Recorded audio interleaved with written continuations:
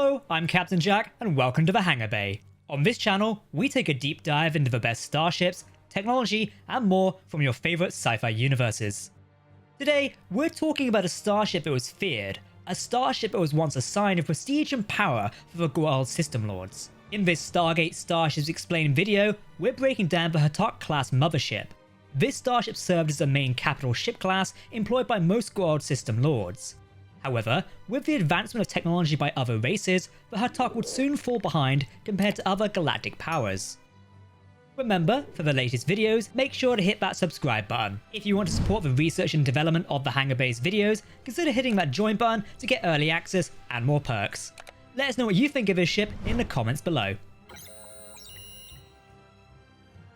The Ha'tak-class Mothership measured at 700 meters in length, 650 meters in width, and 350 meters in height.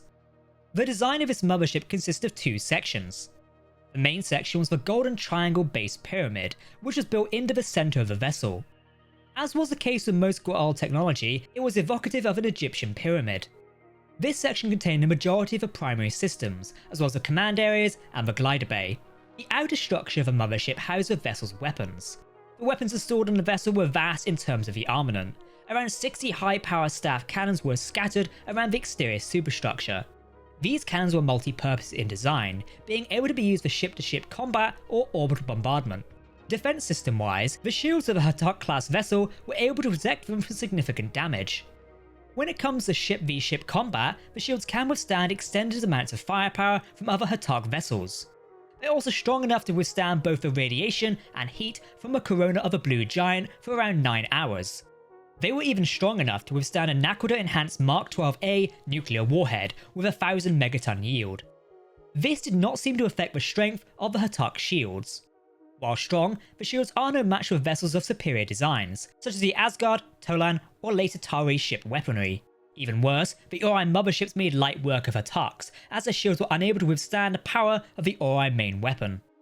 Later designs of Ha'tak vessels, such as the ones used by the Goa'uld known as Anubis, featured upgraded shields that could withstand the firepower of an Asgard class warship without taking any damage. However, the Asgard did warn that the same shields would not be as effective against their new O'Neill-class warships. The motherships were still vulnerable to ancient drone weapons, with drones seemingly able to bypass the shield design. While serving as a mothership, the Ha'tak was also designed to house a large contingent of depth gliders. These fighter craft were able to be used as fighter screens or for other tactical maneuvers. The depth gliders were stored in the glider bay, allowing for both easy access for the pilots and easy deployment from the craft. While not in service, the depth gliders were stored in racks to save space. Deployment consisted of dropping down the racks to the runway, and the gliders were shot out of the launchers that sent them out at high speeds. While the design may be different depending on the age of a Ha'tak vessel, all gliders enter and exit from the aperture on the base of the pyramid core, underneath the superstructure. A Ha'tak-class vessel typically kept around 12 wings of depth gliders on board. However, the vessel was also able to deploy Al-Kesh bombers and store Teltec transports on board. Engine-wise, the Goa'uld motherships use sublight engines to move around. The design of these engines is quite advanced. While invisible on the external surfaces of the Ha'tak, they were also able to manipulate inertia along the given vectors. For example, these engines can easily take a Ha'tak to 5% of light speed and velocity where planets come in and out of view within a few minutes. One vessel was able to go from Saturn to Earth in just a few minutes. A hyperdrive was standard on all these vessels.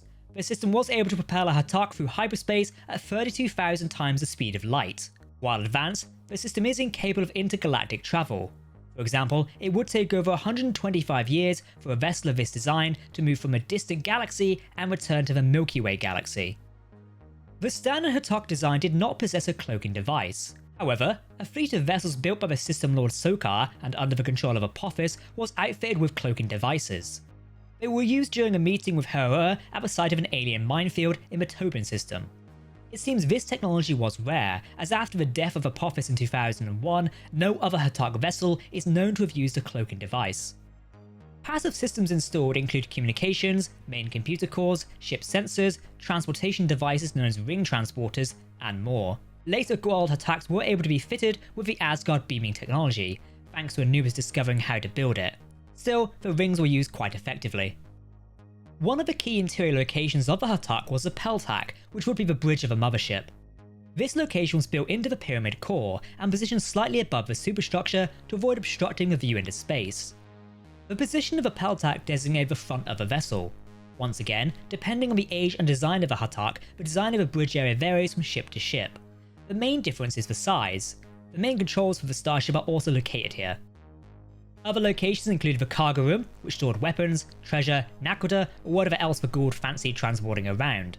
These cargo rooms were large enough to carry multiple stargates as well as the dial home devices. Ha'tak could be dialed as a gate location when it was orbiting a planet. However, the gate was useless when it was in space and the vessel was travelling around. While little is known about the power core of a Ha'tak vessel, it is, at the very least, powered by nakoda-based systems. This was consistent with most Goa'uld technology. It is known that starships of this class do have an emergency power core. Even though the Ha'tak typically carried around 2,000 Jaffa troops, along with a typical Goa'uld Lord and their personal staff, the vessel could be operated by a minimal crew of anywhere from 1 to 12 people. While you're watching, what Stargate vessel should we cover next? Comment your answers down below. The design of the Ha'tak-class Mothership has been in service to the Goa'uld for quite some time. Some of the oldest classes of Ha'tak vessels, such as the ones used by the Supreme System Lord Ra, were around 10,000 years old. It's worth noting that while similar to the Pyramid landing ship, it is a different vessel. The landing ship is actually known as the Cheops-class Warship, a design we'll look at another day. During the course of their reign over the Milky Way galaxy, the Goa'uld would use multiple Ha'taks to assert their power over their subjects. The Ha'tak vessel performed multiple roles for its operators. These range from being an attack ship, a death glider carrier, a long-range warship, and a troop carrier. Apophis, who rose to power as an extremely powerful Goa'uld System Lord following the death of his brother Ra, would command 2 Ha'taks during his attempted invasion of Earth.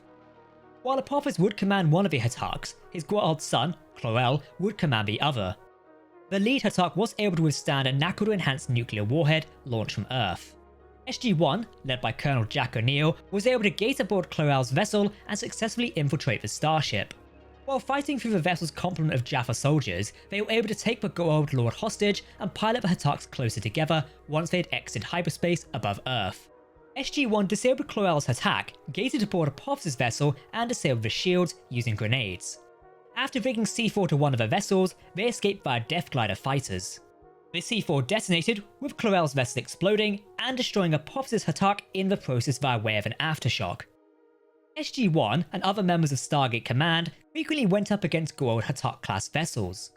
As the power grew and they forged alliances with the Tok'ra and members of the growing Jaffa rebellion, they were slowly but surely able to counter the threat of the motherships. Many times, these vessels were boarded by SG teams in an attempt to either hijack or disable them. A few were captured by Stargate Command's flagship team, SG-1, but lost shortly afterwards.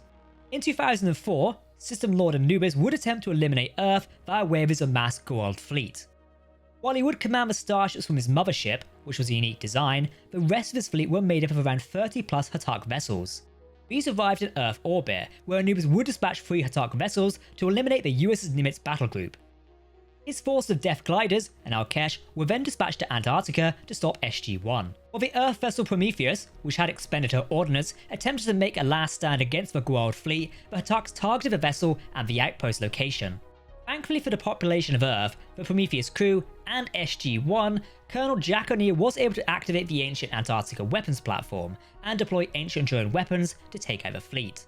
The superior firepower made light work of the Goa'uld fleet, destroying all Ha'taks and Anubis' mothership in the process. With the death of many Goa'uld System Lords, the Jaffa and Tok'ra were able to rise up and free themselves from the enslavement of their masters. As such, they would go on to use many of their former oppressors' technology, including the Ha'tak warships, as the primary space vessel.